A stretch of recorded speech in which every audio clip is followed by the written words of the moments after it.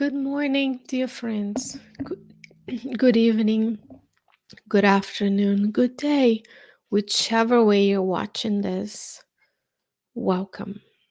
Here we are for another study of the book Calmness by the Spirit Emmanuel through the mediumship of Francisco Candido Xavier. What an honor and a blessing to be with you today. And this message is titled Inner Safety, the sixth message on the edition of this book that I use and I have. And as a reminder, we translate and revise this message at the Spirit Society of Richmond. And in collaboration with Kardec Radio, we are sharing this with you because who does not need calmness in our lives today during this planetary transition, correct? So today, Emmanuel will tell us about many different ways we can assure this inner safety in our lives. So shall we start and see what Emmanuel has to tell us? Message 6 for chapter 6, Inner Safety. Emmanuel says, quote, faced with the emotional impacts of everyday life, you would consider building inner safety so that serenity becomes a constant defensive fort, and you can arguably build such a refuge. Unquote. We take a deep breath in and out this morning and say, faced with the emotional impacts of everyday life, who does not? At the level of evolution we are today on this earth has emotional impacts in our daily lives. We do. We may have. However, he's saying you should consider building an inner safety so that serenity can become this constant defensive fort. And he says you can build such a refuge. So when we have the ability to understand that we have the capacity to build serenity as this defensive fort, then we're less susceptible to the emotional impacts of our everyday life. And how do we do it? How do we build this fort of serenity? He says, begin with the edification of your own peace, observing that we all need to think for ourselves, even though we know we are influenced by the idea of others. Accepting ourselves as part of the immense human family, we will find that our difficulties are no greater than those of others. Unquote for now. He says to begin the edification of our own peace, of our own fort of serenity or calmness in this morning. He says we need to observe that we think for ourselves. You have your thoughts, you have your tendencies, you have your abilities, you have your capabilities. Even though we know we are influenced by the ideas of others. Or sometimes we don't know. We're just going with the flow. We have unconscious ideas coming to our minds all the time from advertisement, influences, our social media feeds, what our friends and families are doing. Those are all things that can influence us. But if I build that fort of serenity, building the inner safety, I'll be able to say, I think for myself, these are my values. And those are the values of others. And then you can be serene. You're not going to be facing these emotional impacts. You're not going to enter a room, and if they're all exhausted, you become exhausted. If they're all angry, you become angry. If they're all anxious, you become anxious. So on and so forth. Right? But we have to accept that we are part of this immense human family on the earth and beyond the universe. We're all connected. And we will say that our difficulties are no greater than those of others. So we are all here together, sailing the same boat with Jesus at the helm. So Jesus is guiding the boat of humanity. But we are part of a family. We are part of an exchange of ideas. We in both realms of life. We've been talking about the spiritual realm. Was talking mostly about the physical realm. But he's gonna elaborate a little bit more on how we are part of this family, but at the same time we can be a unique entity gathering our thoughts and ideas so we can grow together. So he says, integrating the terrestrial community susceptible to adopt numerous mistakes due to the stage of learning we're in, we're all impelled to understand that we're not exempt from making certain mistakes. We're susceptible to the mistakes and we are not exempt from making them. It's beautiful, right? And this is understandable, says Emmanuel, in the manner of the red light, in the common traffic, signs inviting us to stop. In order to move forward in an in a space that lack the risk.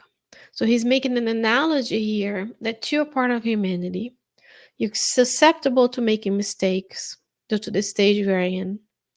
And we need to understand that we're not exempt from making the mistakes that we consider not ideal from others. And he's giving us an analogy. When we stop at a stoplight, we're not only following the law, but we are making sure the traffic is moving smoothly and without the risk. So, because if you cross the red light, you're incurring the risk of getting hit and now hurting others. So when we have this moment of stop, breathe, take an inner accounting of how we are, then we can build the fort of serenity and prevent emotional impacts. He will continue, quote, alerted by the imperative to attend to our own path, we will learn that the road of loved ones can be different from ours.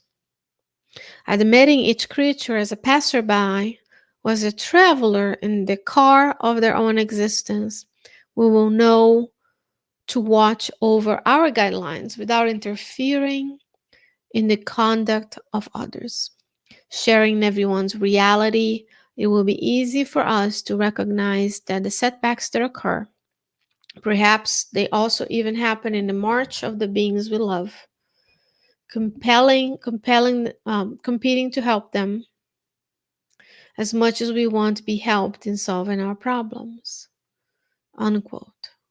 So he's bringing the attention first to the possible emotional setbacks that we have in this reincarnation and how building that fort of serenity can help us. And he says you can arguably build such a fort, such a refuge where you are not as influenced by others. And he's saying people may make mistakes, we may make mistakes, we're an exempt from mistakes based on the level we are. We should have an ability to distinguish when it's time to stop and not move forward with the errors. If you are in a group and they're going in a direction that is not aligned with God's laws, we need to be able to say stop. So then our next move is with less risk. Now he's making an analogy of you and I as passengers, passerbys, or travelers in this car of our own existence. So the car that we travel with has to follow certain rules. And it says, let's watch over our guidelines without interfering in the conduct of others. So when we are in this lifetime, you have your reincarnatory plan. I have my reincarnatory plan. And it's up to me, it's up to you to fulfill the reincarnatory plan without interfering negatively in the conduct of others. So, of course, we need to stop folks who are hurting others. We need to stop and help those who are thinking about hurting themselves. We need to guide and help our loved ones to understand that they are more than the physical, that they're immortal beings living on this earth, that everything has a reason, the mortality of the soul and reincarnation patterns. So we need to infuse those teachings into people's lives so they have hope that everything shall pass. So they don't get also emotionally contaminated, if you will, and having those setbacks on wherever they are in their life. We need to help others. We need to help. But sometimes we can't interfere with their conduct. We can inform, we can mediate the risks. And if the risks of being around them are that you are going to incur even more errors, we need to stop and move in a different direction. He says, reflect on this, and you will conclude that this or that traveler in the world needs to protect the vehicle that concerns them so as not to cause disasters that threaten others and yourself. So we need to be mindful of our own path.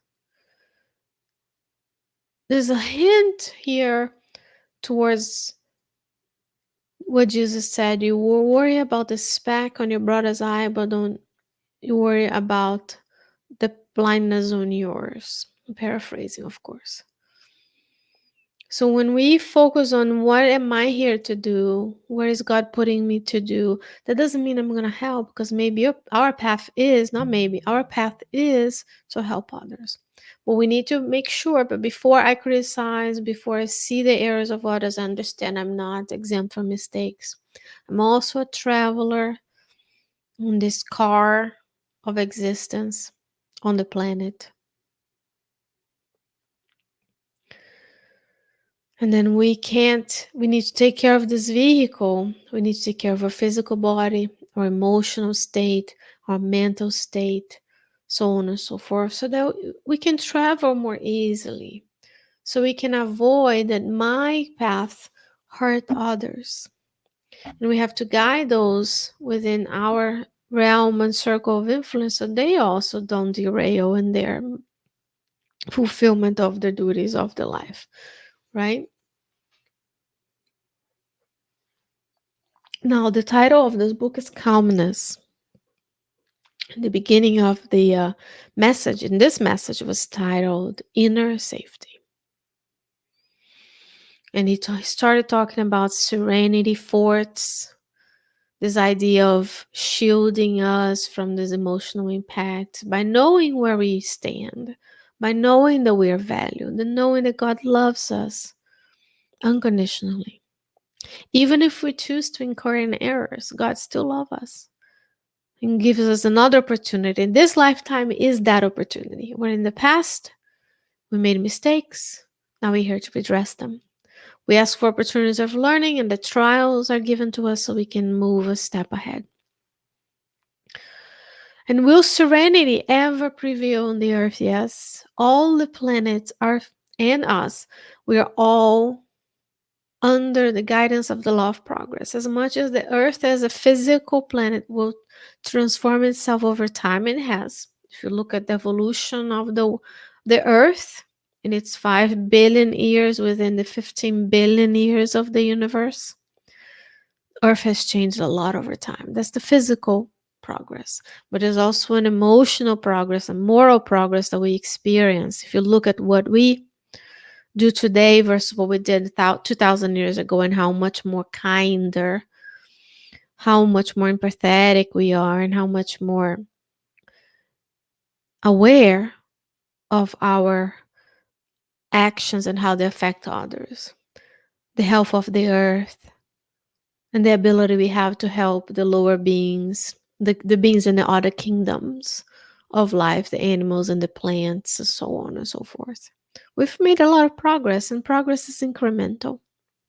With serenity, we'll live on the earth, and we'll progress, and we'll have serenity within us.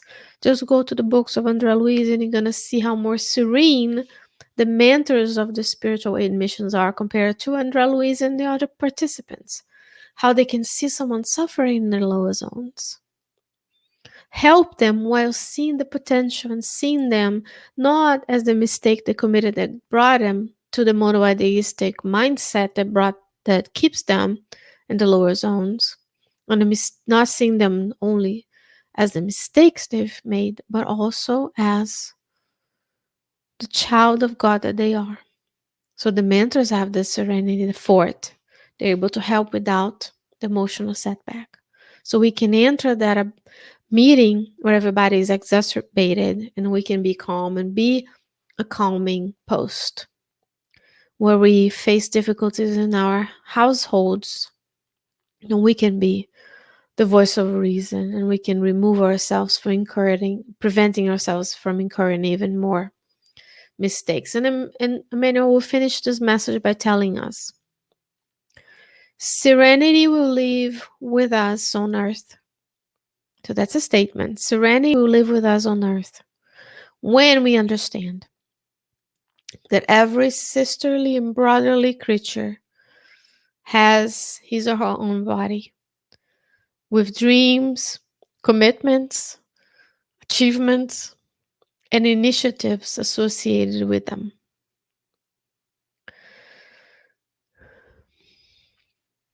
And this will keep us from hasty judgments and undue condemnations, so that we are in full experience of the golden rule, whose practice is the heart of happiness, so that we are in the happiness of the heart. And there you have, dear friends, inner safety.